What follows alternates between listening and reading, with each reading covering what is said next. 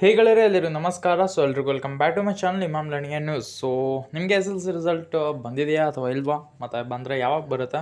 ಶುಕ್ರವಾರ ಏನಾದರೂ ಬರುತ್ತಾ ರಿಸಲ್ಟು? ಸೊ ಈ ರೀತಿ ಎಲ್ಲ ಭಾಳಷ್ಟು ಜನ ಈಗ ಕ್ವಶನ್ನ ಕೇಳಿದ್ದೀರಾ. ಸೊ ಅದರ ಉತ್ತರ ನಾನು ನಿಮಗೆ ಇಲ್ಲಿ ತಿಳಿಸ್ತೀನಿ ನೋಡಿ. ಸೊ ನೀವು ಸಿಂಪಲಾಗಿ ನಿಮ್ಮ ಒಂದು ಗೂಗಲ್ ಅಥವಾ ಕ್ರೋಮ್ ಬ್ರೌಸರಲ್ಲಿ ನೀವು ಒಂದು ಸರ್ಚ್ನ ಮಾಡಬೇಕಾಗತ್ತೆ, S L C result 2024 date ಅಂತ. ಸೊ ಇಲ್ಲಿ ಕ್ಲಿಯರಾಗಿ ಕೊಟ್ಟಿದ್ದಾನೆ. ಏನಪ್ಪ ಅಂದರೆ ನನ್ನ ಮೊದಲನೇ ವೀಡಿಯೋ ಏನಿತ್ತು ಅದ್ರ ಕೆಳಗಡೆ ಡಿಸ್ಕ್ರಿಪ್ಷನ್ ಬಾಕ್ಸಲ್ಲಿ ಲಿಂಕ್ ಕೊಟ್ಟಿದ್ದೀನಿ. ಸೊ ಅದನ್ನು ಒನ್ ಟೈಮ್ ಚೆಕ್ಔಟ್ ಮಾಡ್ಕೊಳ್ಳಿ.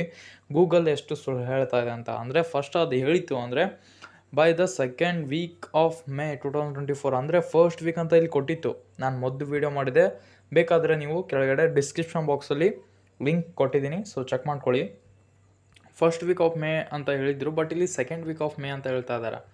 ಅಂದರೆ ಇದು ಮುಂದಿನ ಶುಕ್ರವಾರ ಬರ್ಬೋದು, ಅಂದರೆ ನಾಳೆನೇ ಶುಕ್ರವಾರ, ಬಟ್ ಇದು ಮುಂದಿನ ಶುಕ್ರವಾರ ಬರ್ಬೋದು ಅಂತ ಇಲ್ಲಿ ನಿಮಗೆ ತಿಳಿಸಲಾಗುತ್ತೆ.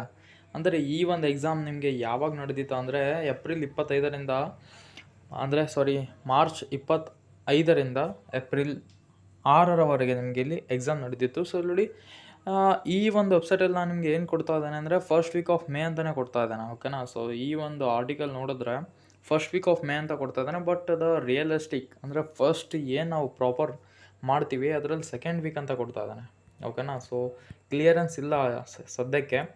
ಸೊ ಒಂದು ವೇಳೆ ರಿಸಲ್ಟ್ ಬಂತು ಅಂದರೆ ನೀವು ಅಫಿಷಿಯಲ್ ಆಗಿ, ಓಕೆನಾ, ವೆಬ್ಸೈಟ್ಸ್ಗಳನ್ನು ನೋಡೋದಕ್ಕಿಂತ ನಿಮಗೆ ಏನಾದರೂ ಡೌಟ್ಸ್ ಬರ್ತಾಯಿತ್ತು ಅಂದರೆ ಡೈರೆಕ್ಟಾಗಿ ಬಿಟ್ಟಿದ್ದಾನೆ ಅಲ್ವಾ, ಡೈರೆಕ್ಟಾಗಿ ನೋಡಬೇಕಂದ್ರೆ ಸೊ ಸಿಂಪಲ್ಲಾಗಿ ನೀವು KERResult.nic.in ಅಂತ ಸರ್ಚ್ ಮಾಡಿದ್ರೆ ಸಾಕು, ಫಸ್ಟಿಂಗ್ ಬರುತ್ತೆ, ಕ್ಲಿಕ್ ಮಾಡ್ಕೊಳ್ಳಿ. ಸೊ ಇದರಲ್ಲಿ ನಿಮಗೆ ದ್ವಿತೀಯ PUC ಪರೀಕ್ಷೆದ ಫಲಿತಾಂಶ ಇದೆ ಅಲ್ವಾ. ಸೊ ಇಲ್ಲಿ SLC ರಿಸಲ್ಟ್ ಅಂತ ಬಂದರೆ ರಿಸಲ್ಟ್ ಬಂದಿದೆ ಅಂತ ಅರ್ಥ. ಒಂದು ವೇಳೆ ಬಂದಿಲ್ಲ ಅಂದರೆ ಇಲ್ಲ ಅಂತ ಅರ್ಥ. ಸೊ ಇನ್ಫಾರ್ಮೇಷನ್ ಯೂಸ್ ಆದರೆ ಪ್ಲೀಸ್ ಈ ಒಂದು ವಿಡಿಯೋನ ಲೈಕ್ ಮಾಡಿ, ಹಾಗೆ ನಿಮ್ಮ ಗೆಳೆಯರಿಗೆ ಈ ಒಂದು ವಿಡಿಯೋನ ಶೇರ್ ಮಾಡಿ, ಯಾಕಂದರೆ ಅವ್ರಿಗೂ ಕೂಡ ಗೊಂದಲ ಇರುತ್ತಲ್ಲ, ಕ್ಲಿಯರೆನ್ಸ್ ಮಾಡ್ಕೋತಾರೆ. ಸೊ ಎಲ್ರಿಗೂ ಧನ್ಯವಾದಗಳೇ. ಮುಂದಿನ ಅಂತಹ ವಿಡಿಯೋಗಳಲ್ಲಿ ಸಿಗೋಣ.